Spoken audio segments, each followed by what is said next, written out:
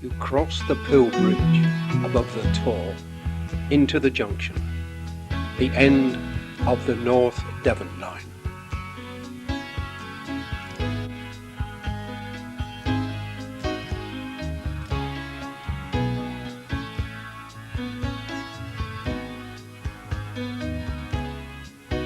Ending now where once in August 1854 high hopes began, and nothing of them now but a tenuous link with Exeter, but memories all the way.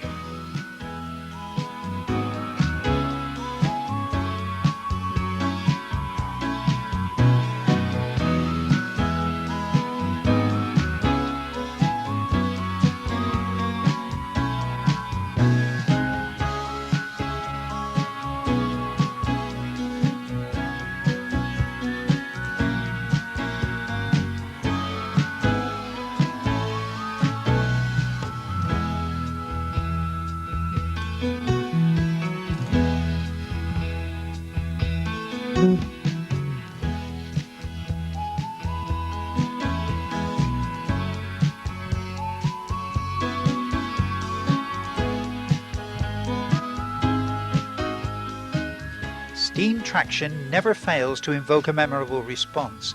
There's something about the power of a steam engine that will always inspire a feeling that man, despite his failures, managed to create a living masterpiece when he produced these giants of engineering. So much so that today, as the world faces the 21st century, steam still holds a vital place in the memories of our hearts and the archives of our heritage. This film pieces together, with the aid of unique Aarchive 8mm footage, a portrait of the Exeter, Barnstaple and Ilfracombe railways.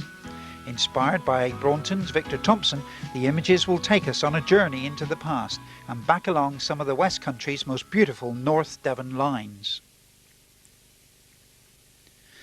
The Exeter to Barnstaple railway, still in operation today, has been lovingly named the Tarka Line, since it spans part of the Tarka Trail, a long-distance route of some 180 miles that is frequented by walkers, cyclists and regular train services through countryside so beautiful that it partly inspired Henry Williamson to write the novel Tarka the Otter.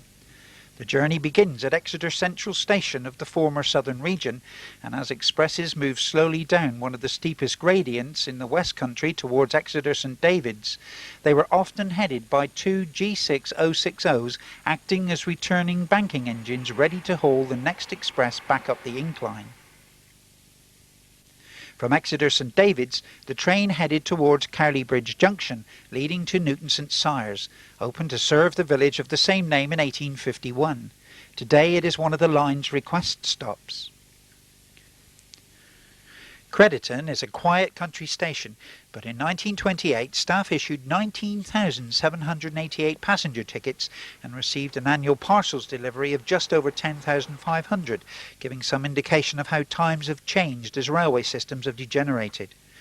Yeoford was a busy interchange station until the end of the steam era, with extensive sidings and freight traffic. Today, another unstaffed halt. Just 1 mile from Yeoford, the lines divide, Okehampton and Plymouth to the west, and the other to Cobblestone, the highest point on the line from Exeter, where the country station is situated at the main road junction of Okehampton and Barnstaple. Then on to Morchard Road, built to serve the village of Morchard Bishop, just over 2 miles to the east. Today another insignificant request stop, but in 1928 over 200 passengers frequented the station on average each week. Lapford, close to the River Yeo, still enjoyed freight deliveries of fertiliser until 1993, when road transport proved a worthy competitor, leaving this beautiful country station, today with its private dwelling, a grim reminder of the decline of the railway network.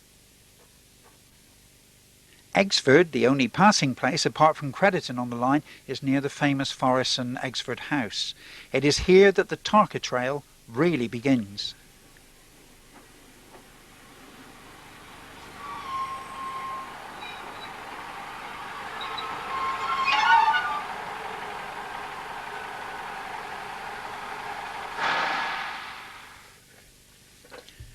Near Junction Pool, mentioned in Tarka the Otter, is the station of King's Nympton, just a little way from the Nympton Park estate owned by the Wildfowl Trust. Here passengers are provided with a bus-type waiting shelter which stands conspicuously before the former station building, now a private dwelling. Portsmouth Arms was named after the 4th Earl of Portsmouth of Exeter House, and the station has, since the decline of steam, gradually been relegated from a busy country station to an unstaffed request stop. Umberley Station was the beginning of the part of the line to Barnstaple known as the Tor Valley Extension, opened in 1854. In 1936, well over 200 passengers a week used the facilities, and the station had a very busy freight section, including livestock. And finally Chapelton, dating back to July 1857 and situated on a limb with hardly a dwelling in view other than the old station house, which is now a private dwelling. The station comes alive on one Sunday in each year when the steam fair is held nearby and numerous visitors arrive on the special rail service. Then into Barnstaple, today the end of the Tarka line from Exeter, but as we shall see later, once a busy junction buzzing and alive with activity. And it was just over 25 years ago that Victor Thompson was so concerned about rumours of the possible closure of the line from Exeter that he made a film of the journey, a visual memory of the line he so loved.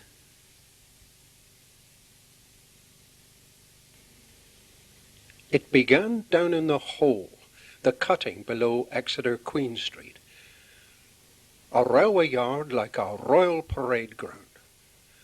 For all the majesty of the Southern came here, King Arthur, Sir Kay, Morgan le Fay, a sort of turn round table after the crusade from Waterloo. And from here, engines with regimental numbers took the war west of the Creedy, through the North Devon outback, to forge a link with Arthur's seat at Tintagel. The old green banner of the Southern still has the air of a mission, and where else but a cathedral city would put an ultra rail around a departure bay.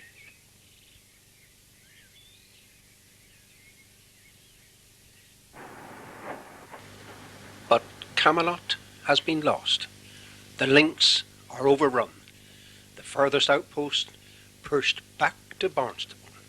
But you still drop down from Central along the right-hand curve of the Exeter incline to dive through 200 yards of echoing tunnel. A squad of banker engines patrolled it, escorts for the Devon Bell, the Atlantic coasters. And driver Proust remembers the double-headed blast bouncing off the roof, swamping the cab, and knocking a young fireman flat with noise.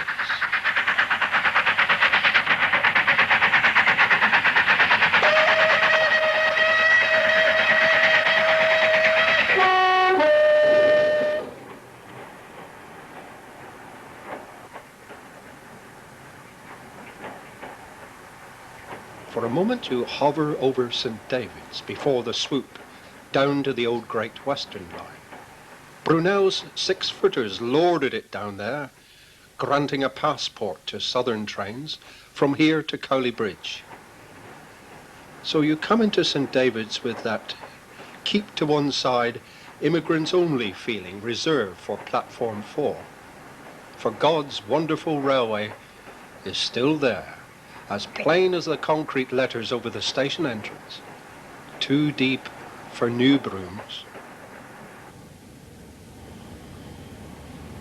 The intercities clatter up from Cornwall, bound for stops with the old western names, Cheltenham, Westbury, Reading. The old water tower is a monument to the steamers, when long-distance crews bedded down in it. Dormitories, roofed over with a few thousand gallons of water. New men were warned, if you have to get up in the night, don't pull anything. There's no steam to smother the footbridge, but enough sunlight and suitcases to give that old excitement of a mainline stop. And you'll remember a different time, a time beyond compare, when high days began on high platforms and ended with a flash of sea green beyond the lattice work of the home signal.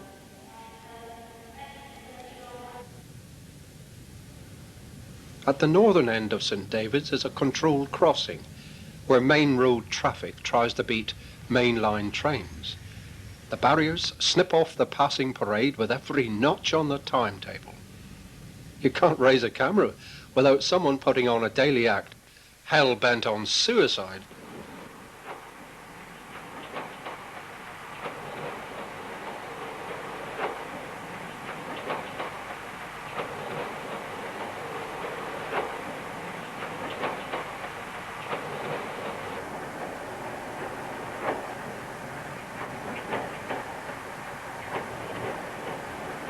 The road north is hemmed in by stockyards on both sides for 1.5 miles to Cowley Bridge. The landlords always reserve the right of way with scant regard for southern trains. Guard Jimmy Beer remembers shunting 30 Barnstaple wagons across this main line, just 2 minutes ahead of a Plymouth Express. The kind of thing turns a young man's fancies into thoughts of insurance.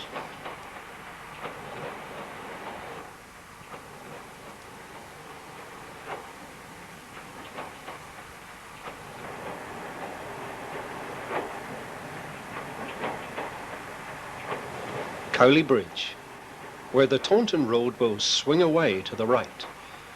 So let's look back along the train to see that main line swerve northwards. Once over the viaduct, the stretch to Crediton is flat upland country with a slight down gradient to help the timetable. Driver Tom Davy remembered how southern timings were tight, with a running time for each section. Losing a minute on one meant making up for it on the next fast stretch. But some of the guards wouldn't flag an early start. They'd keep the train sitting there strictly to schedule. Until the very last lap, no guard could control a driver who wanted to set up a record, say, from Chapelton to the junction. Newton St Cyrus, with only 3 trains daily. In the old days, it was a good stop for tips. Being the last stop before Exeter, London passengers wanted time and to spare for the changeover, with a bit of change over for the guard.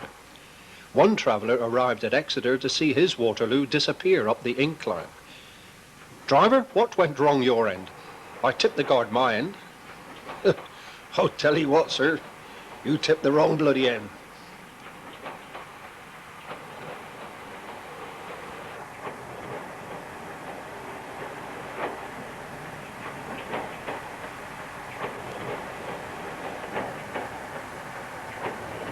Crediton. 6 lorries once served the yards. Besides the farms, there were factories in the town making sweets.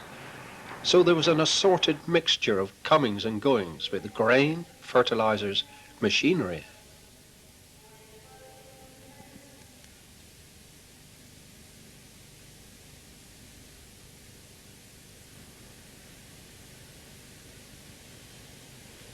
And there's a Victorian box with the same kind of old-fashioned hospitality, where we together watched the ballast train come up from the railway's own quarries at Meldon. The box holds a watching brief on the 15 miles of freight line, besides controlling another 15 of the Barnstaple line, down to the nearest passing loop at Exford.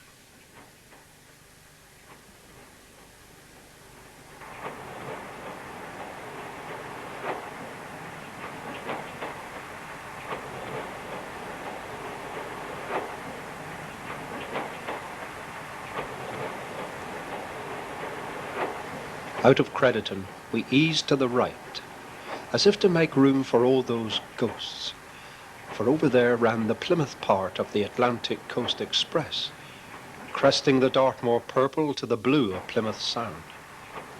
And wartime trains took the safest West Country route through Ilfracombe, where there were no quiet nights for signalmen.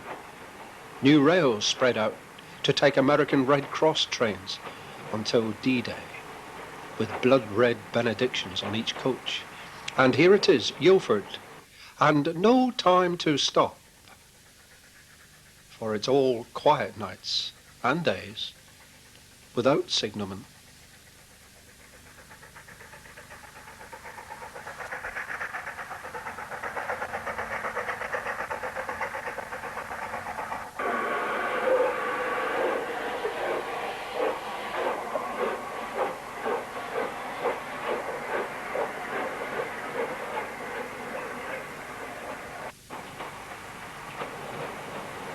Past Yoford is the site of Culford Junction, where the old Plymouth line will part company.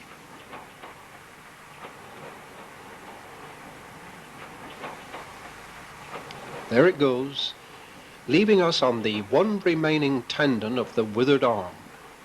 Once 10 daily services, 17 on Saturdays, brought the summer crowds to Torridge and beyond. Coaches packed with the sand dwellers up to Morthoe and Croyd, and the first-class travellers for the hotels down in Coombe. And once, way back in the 30s, all those +4s and Tweed for the little Linton trains, which whistled away through Barham and got lost in Exmoor landscapes.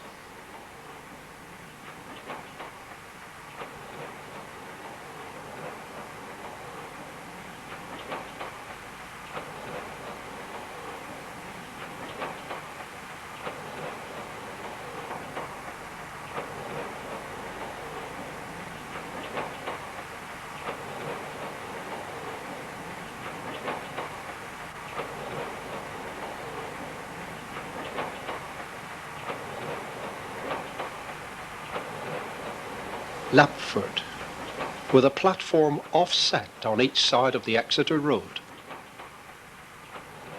So let's look back at Rail Clerk Frank Beer's memories of those best kept station awards, when country staffs filled out station names in pansies and pebbles. Lapford was 5 times champion. Well, most of the working parts went with the flowers, though up the road some of it's still in partnership, giving an all day, all clear to Sharps Express. The foul veiled gloom of a decaying halt shares the summer silence with deserted yards. The old dairy factory closed years back. The building is a store for second-hand goods, used bargains in a worn-out siding.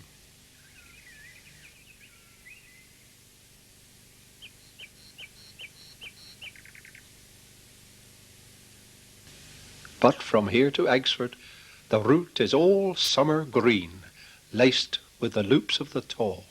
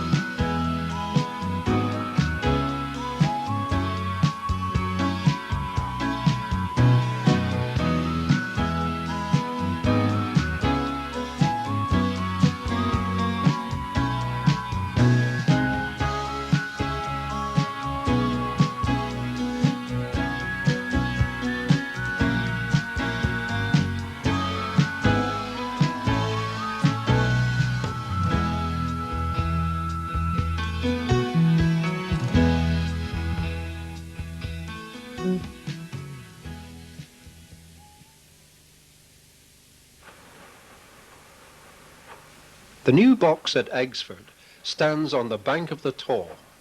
The old one resisted the impulse for years, then took the plunge, helped out by a dredger, which knocked it off its feet. They built the new box wrong way round, which helps it, I suppose, to keep an eye on the river. There were extensive sidings back of this hotel, and beyond this wall, a weekly market for neighbouring farms. This outhouse was a coal store, with its own rail siding coming up through all that greenery. Today it's the only crossing point on the line, and for a moment the railway noises are all hushed in the sleepy summer murmur of the Taw. And the older traveller in the corner seat dreams of a time of challenge and driving steam through winter.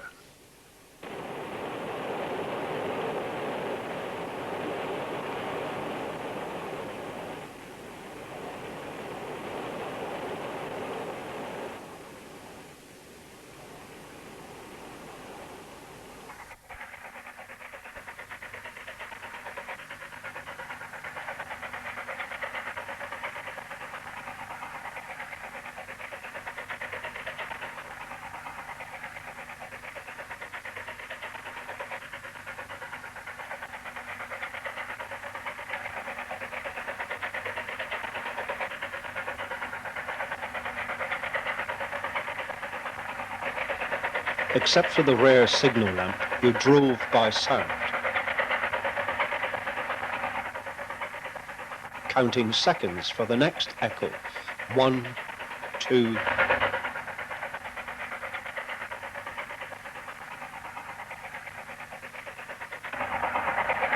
Beyond the buffer beam there was nothing but flooded fields, from Newbridge to the Pill Bridge, the track a causeway between water. And the regulator slammed shut for the river bend by Portsmouth Arms, where the water would suck every bit of ballast out of the track. There was little to guide you into lamplit platforms, to make sure your tail end was comfortably in. Otherwise, you gave the customers a 10-foot drop into a ditch. So you tried to pick out of the dark some regular marker to stop your cab opposite a white-painted fence, or the red echo of your furnace in greenhouse glass. Young firemen, eager but green, were told to look for a white cab.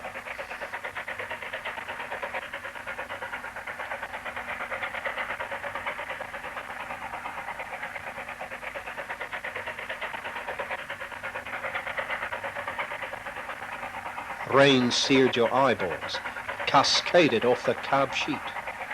But the storm made a closer partnership of man and machine. Steam was unpredictable. She'd act like a lady in a heat wave or the cold, then snub you if you fed her on small stuff. Wet sludge turned into cement, and she'd have you on your knees before you got to the climbs. She'd fry your breakfast on a shovel and freeze your back for arthritis. You had to be her master, know every nut and bolt, how to seal a burst pipe or change a water gauge. Making time up the valley was a goal every trip. And when the woods beat back that mile-a-minute rhythm, that was teamwork.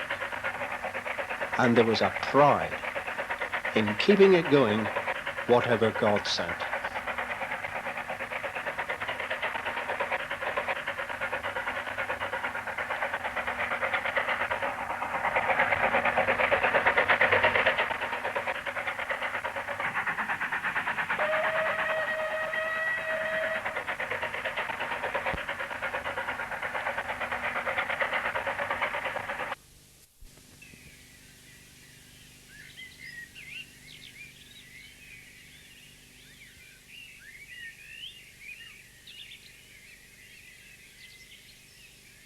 Late August 1978.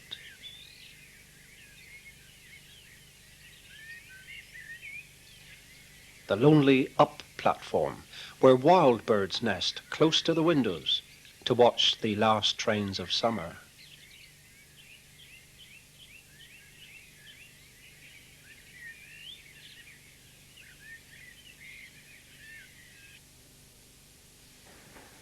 A clay train down from Torrington along the Tor, the only remnant of line beyond Barnstaple.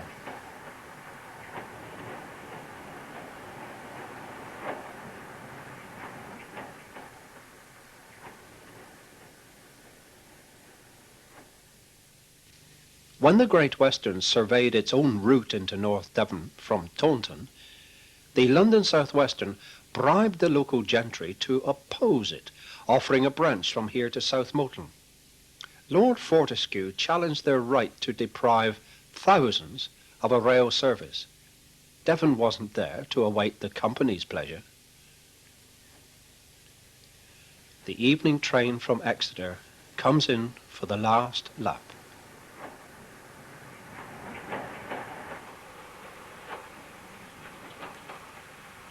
The last lap.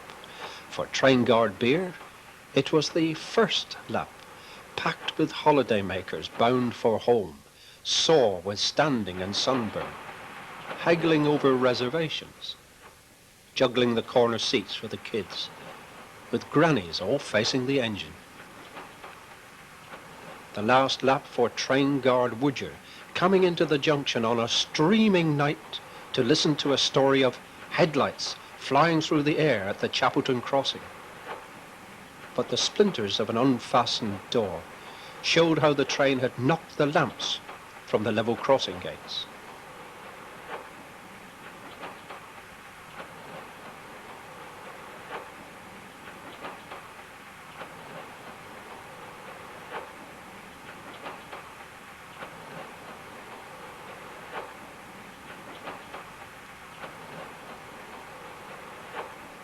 the last lap for a century of steamers, and that very first train in August 1854.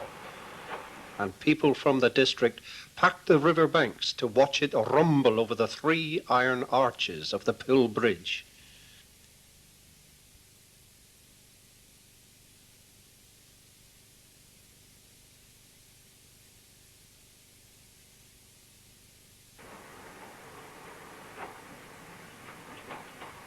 Over the bridge and into the junction it went, now all agog with public rejoicing, where officers of the corporation poured corn oil and wine as an oblation, and the provincial grand chaplain offered a prayer to the success of the railway.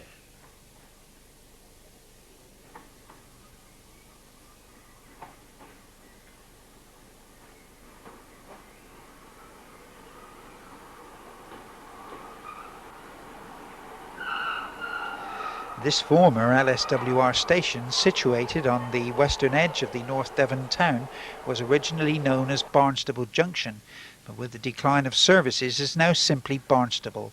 At one time the town had 2 stations, the other one situated across the river and known as Barnstaple Town.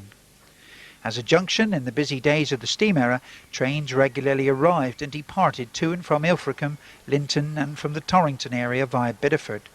But since the decline of steam, passenger traffic has indeed fallen drastically, and what used to be a crowded centre for travel enthusiasts has become a very quiet station at times, with only remnants of the glory of former days. But thanks to amateur cinematographers such as Norman Taylor, who pioneered these images in the late 1950s, we can recall the sights of mighty engines and activity that will stir the memory and excite the imagination. In 1936, it was reported that 6,955 wagons were forwarded and 10,567 received at the goods depot. 32,287 passenger tickets were issued and almost 77,000 collected, and that averages almost 300 passengers frequenting the station every day. These images, of course, speak for themselves.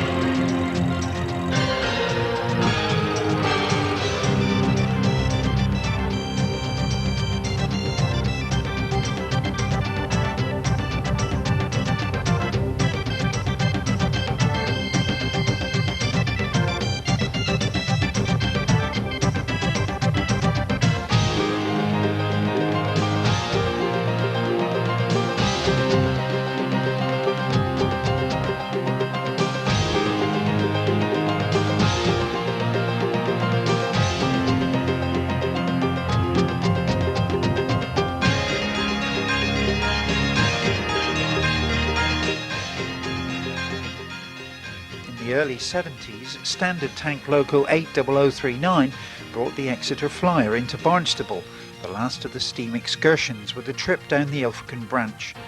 From the bridge at the north exit we see the old Ilfracombe departure platform, and the train crosses the Bideford line to North Signal Box, with hand out for token to cross Toll Bridge.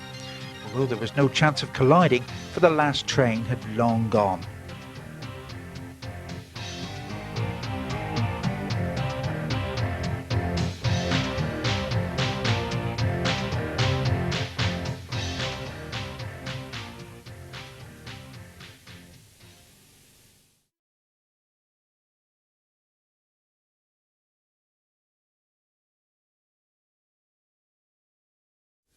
Our final and probably most unique part of the journey takes us from Barnstaple to Ilfracombe, but this movie footage from the archives of Victor Thompson dates back to 1898 and surely ranks as some of the earliest moving images available. It appears that a brave 19th century cinematographer with hand-turned camera stood on the front of the train to capture the images you are watching.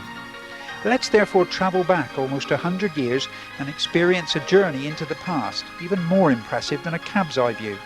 And as we go, we can stop and, bridging almost 100 years of time, take a brief look at how things looked in 1996. As the train moved north from the junction, it crossed the old tall bridge. The design of this structure was strongly criticised by residents for its apparent ugliness, and only a few tears were shed when it was finally demolished in 1977. The line then ran parallel to Barnstaple Quay Station, closed in 1898 and later converted to a bus depot.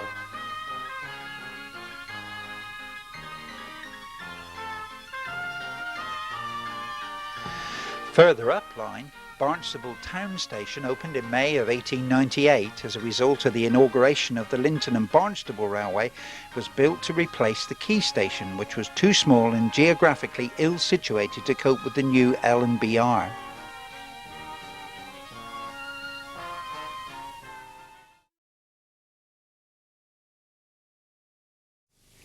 The station today is unused, whilst the old signal box was converted by the Linton and Barnstaple Railway Society into an impressive museum and bookshop in 1992. The site has all the welcome views of preservation, at least of buildings, if not track. Whilst this station could have been more usefully retained as the terminus of the line from Exeter, it was boarded up and closed despite its proximity to the business centre and bus station. The Linton-Barnstaple narrow gauge line had just opened on that very day, but not a glimpse of it over here on the right. Our own standard gauge line goes off right to the exchange sidings.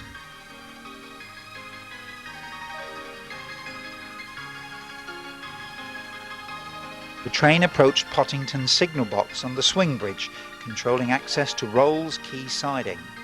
The presence of our cameraman on the front of the train appeared to irritate the signalman at the time. "Get off." The train now approached Braunton by way of Braunton Burrows, a nature reserve, then along the west bank of the River Cairn to join the line at the old level crossing at Velator, about half a mile from Braunton station.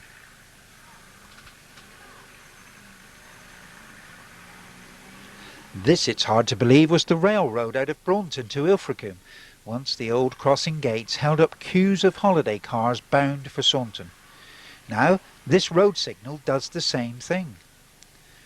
The station master's house is now a newsagent's, and the goods shed is a youth club. And in its day, Braunton was a very busy station with almost 50,000 ticket collections in 1928. And it was here that additional engines were attached to heavy trains to give added power for the long climb to Morthoe. Today, the old station building is also used as a countryside and health centre. The only other station on this line of track used to be Rafton, where today the buildings are a private dwelling house, but retaining a number of relics, such as the nameboard, electric lights and signals. 2 miles towards Ilfracombe is the old crossing keeper's cottage at Stonybridge. It was one of the 3 road crossings between here and Coombe. Although they controlled very minor roads with a minimum of traffic, they added heavy running expenses which all helped to close the line.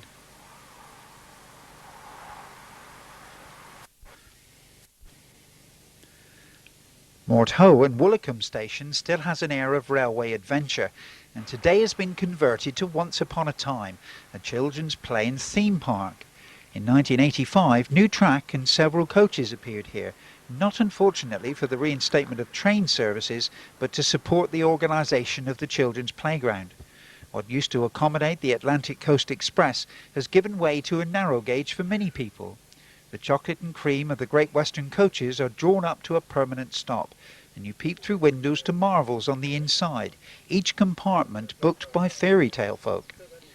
The centre was the conception of Richard Haynes as an extension of his leisure park at Watermouth Castle. The station was painted out in Southern Rail's Brunswick green, and the chocolate and cream coaches reminding of the Great Western, which used to pass through from the 1880s.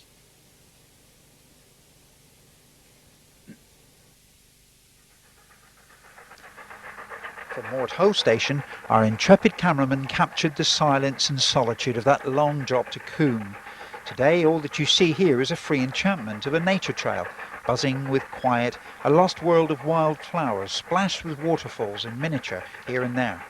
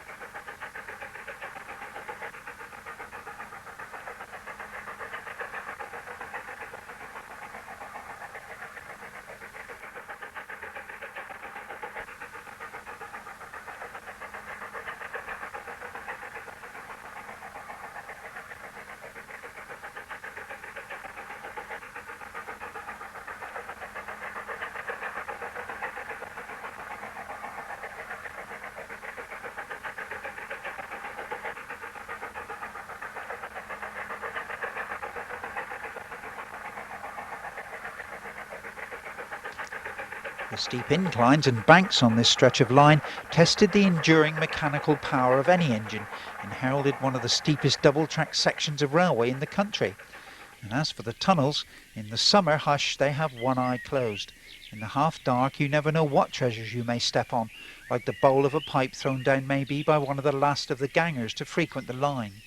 The area today, with its beautiful park-like surroundings, is still haunted by the memories of the days when the presence of mighty steam engines thundered up and down the banks on this section of line.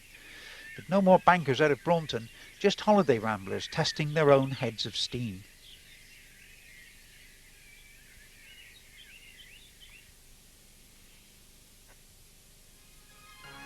The reason for this unique little film is part of cinema history. By 1898, audiences were tired of the first movies, 1 minute long, actuality only, like rowing a boat, city traffic, knocking down a wall. The phantom rides offered you a journey without moving an inch. A coach was set up in a darkened hall, no wheels sitting on springs. Around the windows were cine screens with projectors on the outside casting movement to passengers. Beneath the coach, large men rocked the springs, all to the accompaniment of chuff-chuff noises. So, for a tanner, one could travel down to the Queen of the West or over the Yorkshire moors. There were variations of the coach set up to match pictures taken from horse buses or the stagecoach. We saw only the left-hand bore of the tunnels earlier, for when the line was doubled, the extra shaft was excavated amid some excitement. Minutes before the passing of a train, a premature blast brought tons of spoil down onto the line, and disaster was averted, but not, I imagine, a long walk down to the station. And so, the station comes into sight, with the signalman playing the drama out to the end. Will he? Won't he? Down goes the arm, and that long bleak platform without the elegant canopy comes into view. There's a glimpse of the ample sidings for rakes of passenger stock to make up trains to Waterloo via Exeter or Taunton and Bristol, or that fast Westbury route to Paddington direct.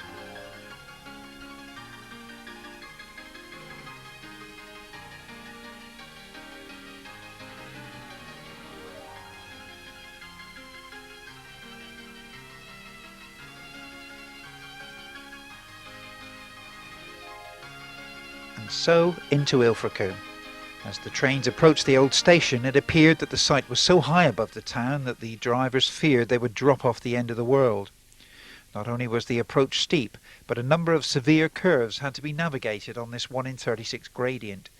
The original station was built to accommodate only short-length trains of the era, but as traffic grew, particularly with the holiday trade, rearrangements had to be made to accommodate the great London expresses, and the station was redesigned and rebuilt by the Southern Railway in 1928-29. PAL Europe now stands at the end of the track and access to the original site is difficult. But Victor Thompson's record of the working line from Ilfracombe to Barnstaple, filmed in 1969, is now a vital record of our railway heritage. He called it appropriately "End of the Line," not realising at the time how vital images there would be for our modern generation. So this is our final journey, now preserved on film as part of our railway heritage.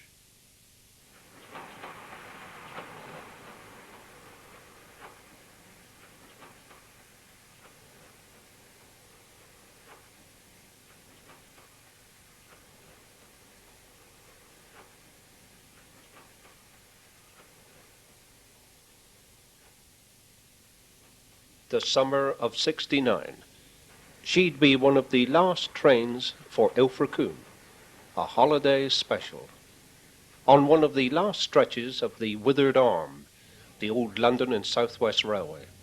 There's bits and pieces of it all around Dartmoor and Devon, empty cuttings, signal cabins, foxgloves over them all gone, without a whisper.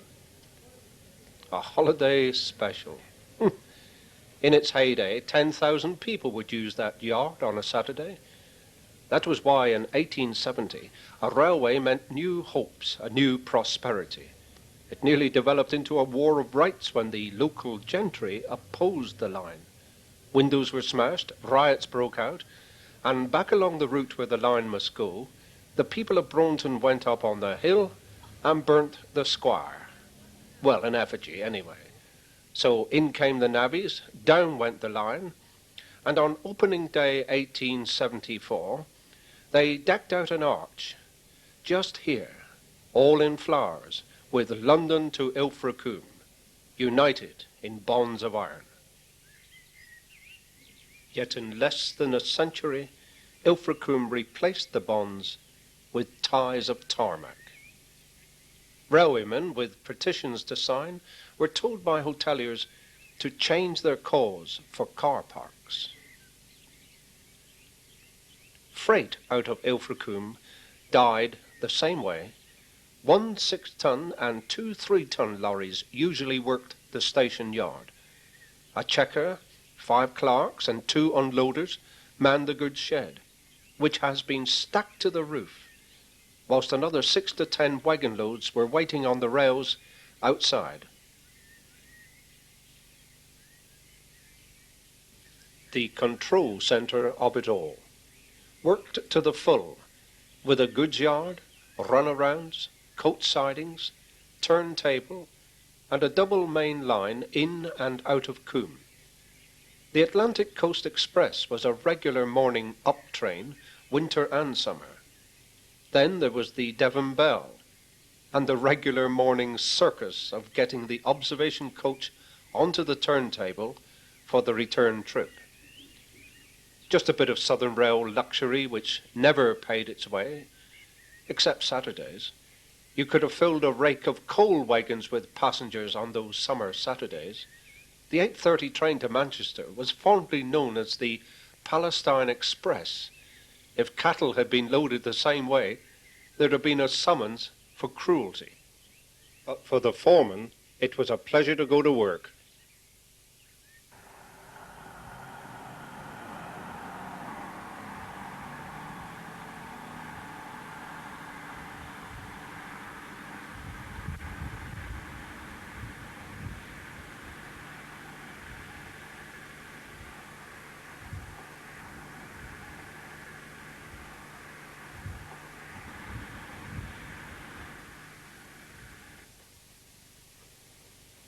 They call it the bank, a steady rise of 1 in 30, all the way from Ilfracombe to Morthoe.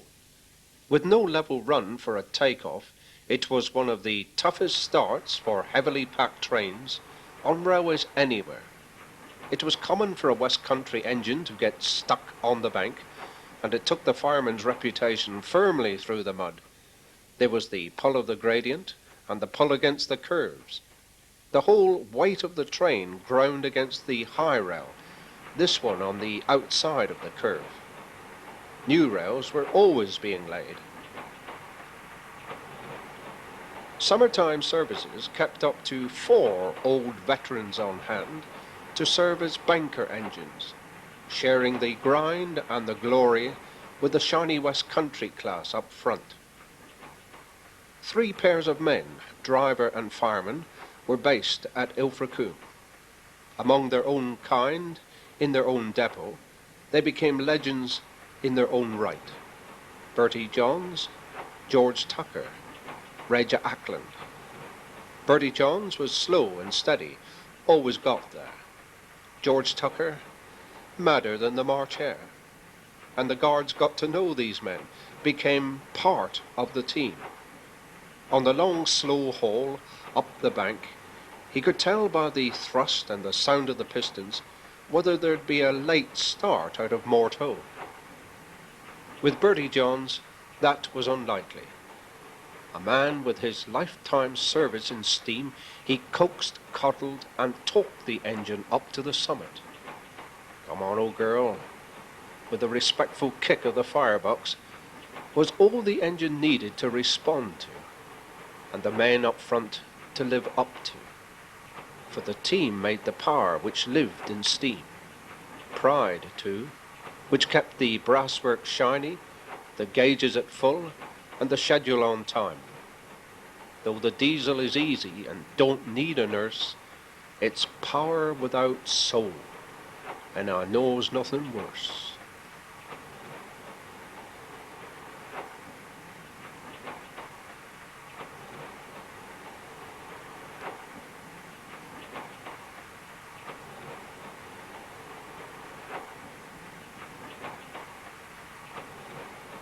Not every customer spent his time looking at the best coastline in the west. One evening just about here, the guard was told of a passenger who'd taken a can of cream from the luggage van. Cream was carted in 7-pound tins, Devonshire cream, so called, made in Wiltshire. The guard asked him what possessed him to steal the stuff, and he said he'd been parted from his wife for rather a long time and thought it would make a nice present for her. It proved to be a very expensive one.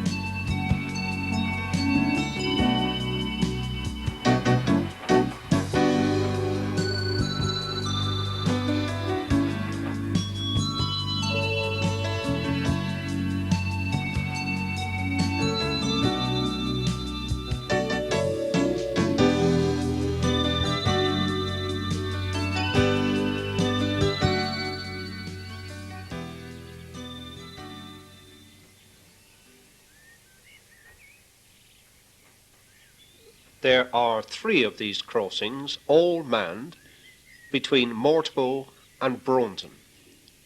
A simple locking system prevents the signals showing clear until the gates have been opened. But 40 trains a day working double track puts any system to the test and finds the weakness. That turned out to be the wicket gates, which had no locks. Half a mile down at Headon Mill, a child waited for an up train to steam by, ran through the wicket gate, straight into the path of the down express. Timetables for the crossing keepers never allowed for illness. His wife would take over his duties immediately, and those warning bells, duplicated in the cabin and the cottage, would have wakened the dead, let alone one busy housewife.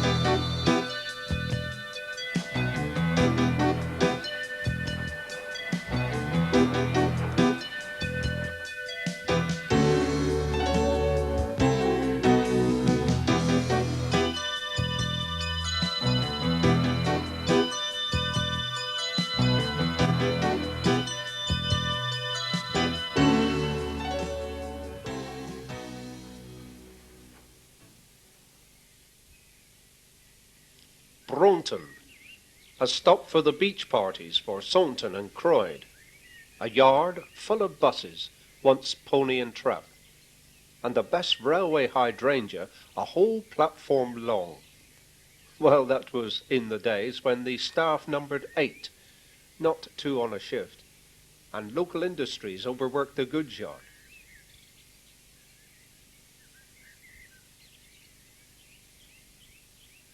The bulb farm sent 1,000 baskets a day, sugar beet, pottery, rabbits up to 3 tons a day, and there were very special occasions when children lined the fences at a safe distance to see their own rodeo show, loading prize cattle for the Bath and West or Devon County shows.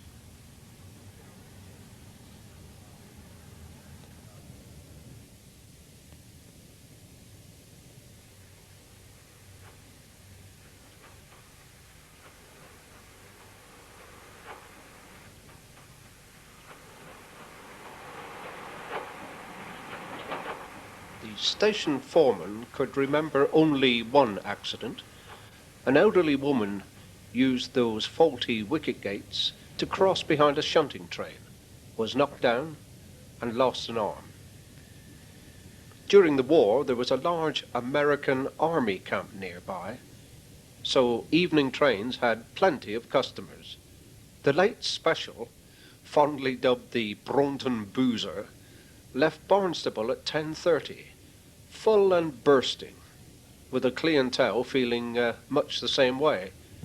Seating problems drifted into luggage racks, even down to the buffers, and the train would stop half a dozen times to the alarm chain being pulled, in mistake for something else, no doubt. All right, so it's just another branch line closing down, but it's closing down people too. 40 years of a man's career, porter, guard, station master. It's closing down a bit of history. 4 years of slog with pick and shovel, cutting that road up through the bank, making a mountain top at Coombe. It's closing down nearly a century of steamers, whistling up through the valley, pushing through fog on a winter's night, still on time, or coming through the dawn 2 hours late from a bombing raid at Waterloo.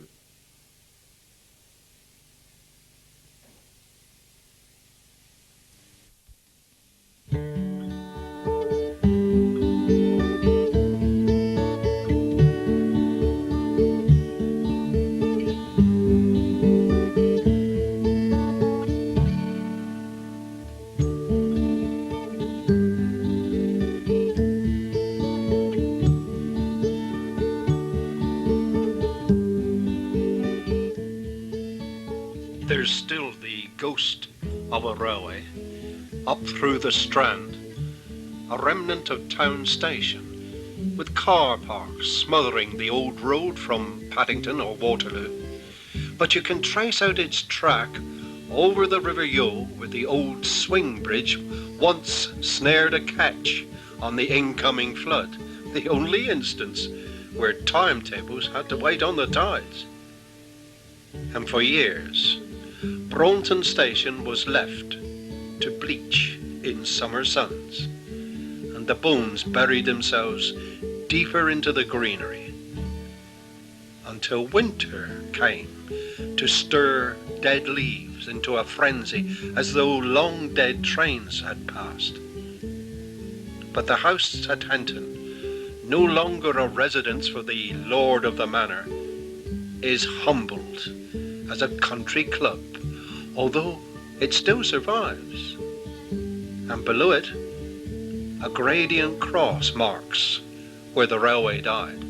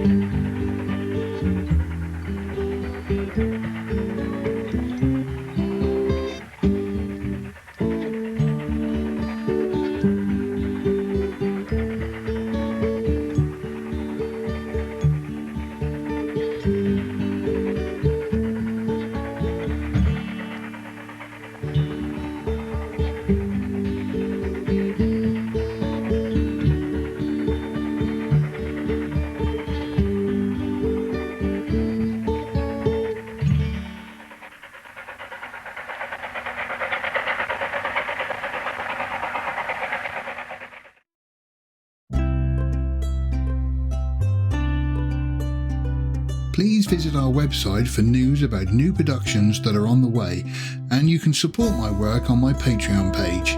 Thank you.